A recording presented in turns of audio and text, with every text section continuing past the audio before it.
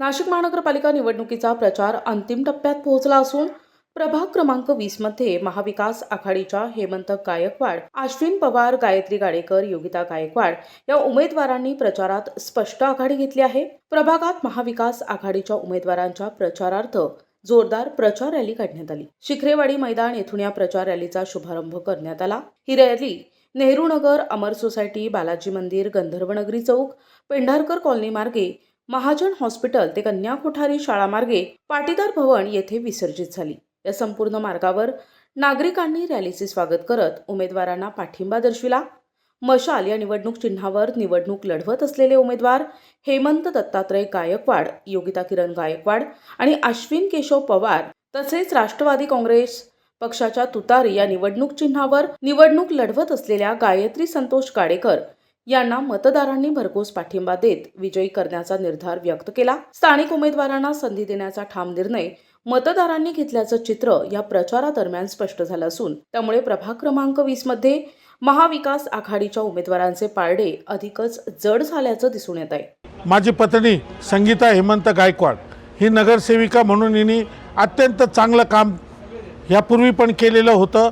2012 ते 17 आणि 2017 ते 22 ह्या काळामध्ये तिने जी कामं केलेली आहे, जे पाटोळे मळा त्या परिसरात जय भवानी रोड, त्याच्यानंतर अंगारिकाचा रस्ता असेल, हे असेल तर रस्त्यांची कामं असेल, लाईट्स असतील, LED लाईट्स असतील, बाग बगीचे असेल, हे सर्व कामं आम्ही करत गेलो। परंतु ज्यावेळेस आम्ही प्रभागाच्या उत्तर बाजूला म्हणजे शिखरेवाडी, गंधर्वनगरी हा जो परिसर होता, ह्या परिसरामध्ये कुठल्याही कामाचं आम्ही नियोजन करण्यास गेलो तर ती कामं आमची होत नव्हती।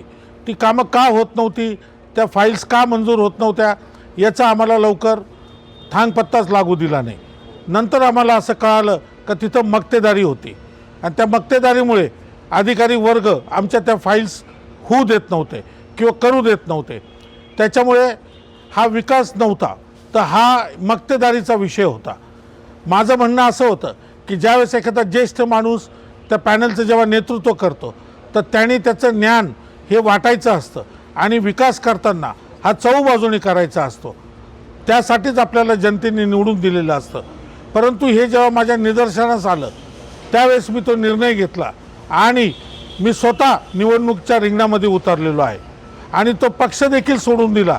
ज्या पक्षाने 5 वर्षापूर्वी 7 वर्षापूर्वी फक्त आश्वासनं दिली, निओ मेट्रो ट्रेन येणार, त्याच्यानंतर आम्ही रिंग रोड्स बनवणार, त्या अनेक आश्वासने दिलेली होती।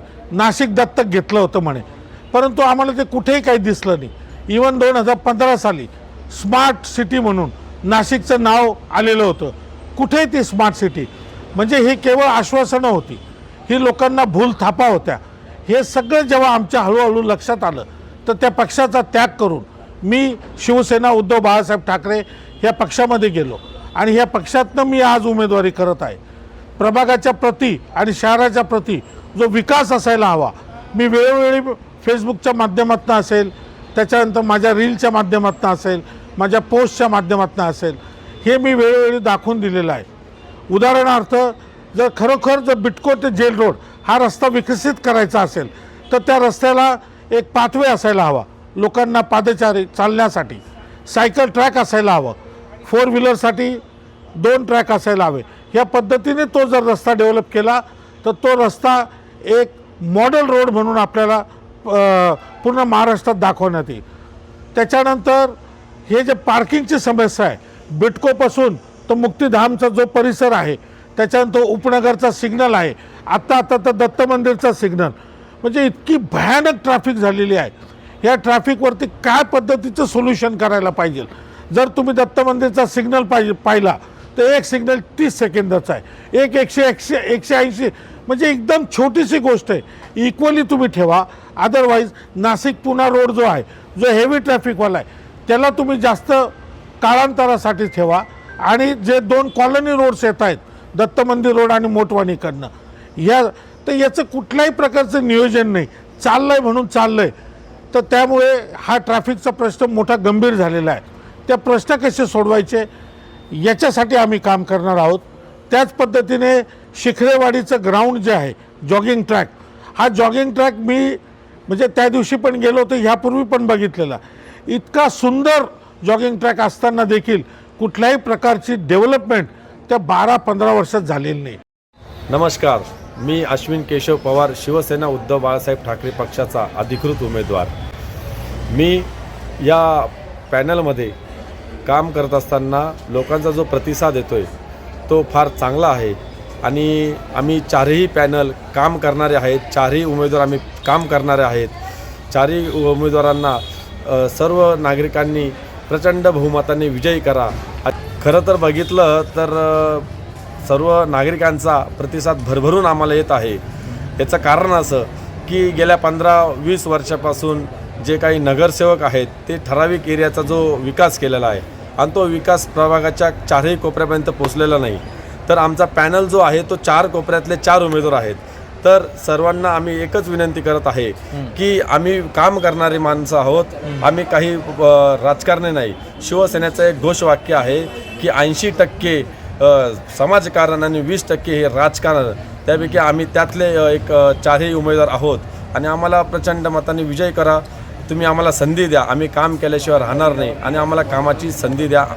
नमस्कार, मी गायत्री संतोष गाडेकर, प्रभाग क्रमांक 20. आम्ही 4 उमेदवार आहोत. हेमंत गायकवाड, अश्विन पवार, योगिताताई गायकवाड आणि गायत्री संतोष गाडेकर. 3 मशाल आणि 1 तुतारी असे आमचे चिन्ह आहे. तर आज आम्ही रॅली काढली, मोठी भव्य रॅली काढली.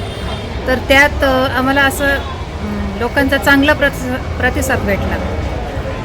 तर मी लोकांना म्हणजे एवढंच सांगू इच्छिते की असेच आमच्या पाठीमागे उभे राहा आणि 15 तारखेला येत्या 15 तारखेला सकाळी सर्व कामे बाजूला ठेवून लवकरात लवकर मतदानासाठी येऊन आणि मतदान करा. लोकशाहीचा हक्क बजावा. नमस्कार, मी योगिता किरण गायकवाड, प्रभाग क्रमांक 20. महाविकास आघाडीचा आमचा पॅनल आहे. आमच्या पॅनलमध्ये हेमंत गायकवाड, गायत्री गाडेकर, योगिता किरण गायकवाड, अश्विन पवार असा संपूर्ण महाविकास आघाडीचा 3 मशाल आणि 1 तुतारी यावर हा जो प्रभाग 20चा आहे. आम्ही विकासाचा अजेंडा घेऊन निघालेलो आहे. विकासाच्या अजेंडा निघताना आम्हाला प्रभागामध्ये नागरिकांचा एकदम छान आणि उत्स्फूर्त प्रतिसाद आहे. बदल हा झालाच पाहिजे ही जनतेची भावना आहे. नेहमीच आणि वारंवार तेच चेहरे आणि त्यातून प्रभागाचा कुठल्याही पद्धतीचा विकास नाही.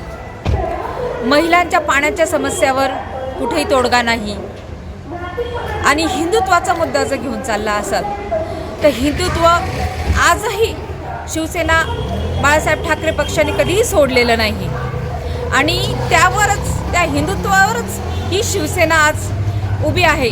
आणि ज्या जनतेने आम्हाला जसा पाठिंबा दाखवत आहे, ज्या प्रकारे आज आमची भव्य दिव्य रॅली निघाली आहे आणि ह्या रॅलीचं नियोजन करताना नागरिकांचा जो आमच्याबरोबर सामील होण्याचा आणि उत्स्फूर्त प्रतिसाद आहे तो इतका सुंदर होता. त्यावरून असं निश्चित होतं आहे की प्रभागाचे नागरिक हे नक्कीच मशालाच्या आणि तुतारीच्या दिशेने वाटचाल करत आहेत. प्रतिनिधी प्रशांत जेजुरकर, दिशा न्यूज, नाशिक रोड.